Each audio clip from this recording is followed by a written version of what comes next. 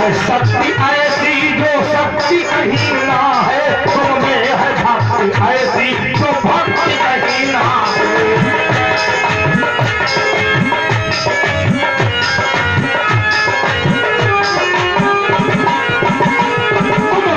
शक्ति ऐसी जो शक्ति कहीं ना है, तुमने हर भक्ति ऐसी जो भक्ति कहीं ना है। भक्ति कहीं ना है, तुम नहीं जानते हो, तुम अपने पूर्वजों को भूल गए हो, अपनी भक्ति और अपनी शक्ति को भूल गए हो। उसको याद करो, देखो इतिहास में तुम क्या थे, आज क्या हो गए हो।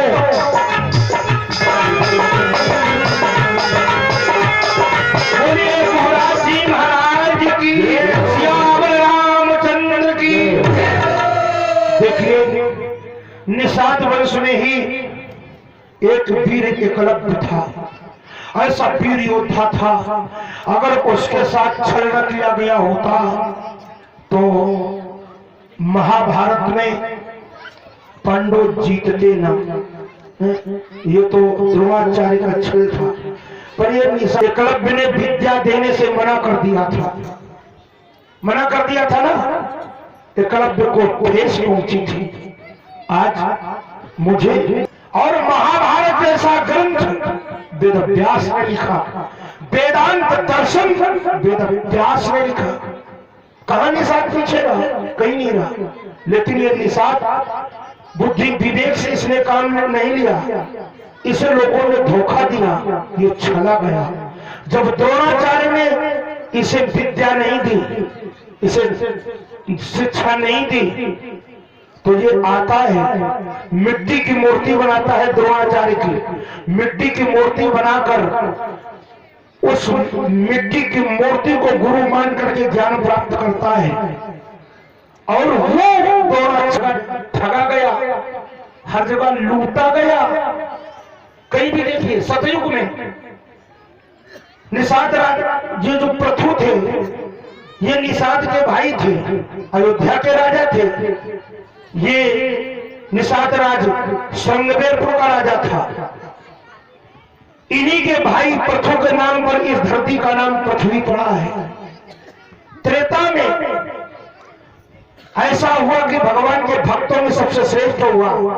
भगवान ने इसको उठा के अपने पास में बिठाया है।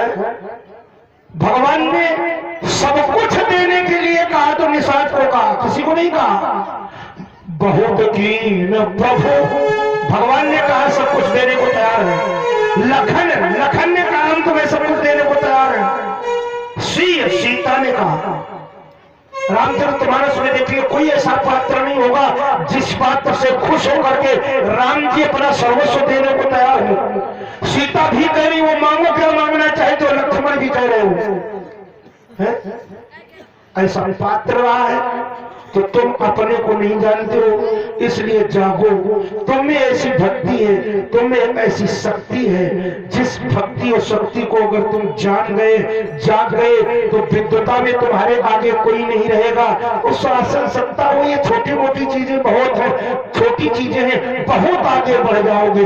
बस केवल अपने को जानने की जरूरत है। बोलिए कृष्ण कन्हैया लाल की। ज्यादा आगे कथा नहीं रखेंगे क्योंकि भागवत महापुराण में गोराज निषाद की कथा नहीं है। यहाँ लोगों ने कहा था तो हमने कहा कि आप लोगों को अगर कथा सुननी थी राम, तो राम कथा करते। अगर हम भागवत में निषाद राज की कथा सुनाएंगे तो लोग ये कहेंगे कैसे वृंदावन से व्यास आए हैं, भागवत में कथा ही नहीं है, क्या सुना रहे हैं। और यहाँ व्यास लोग आए हैं वो सुनाते रहे, इसलिए लोगों ने कहा तो कोई बड़ी बात नहीं है।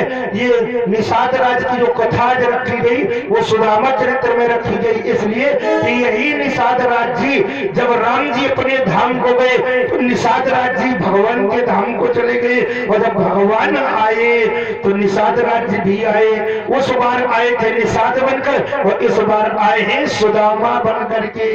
कौन आए? सुदामा जी महाराज। अब चलो चलते हैं सुदामा जी की ओर।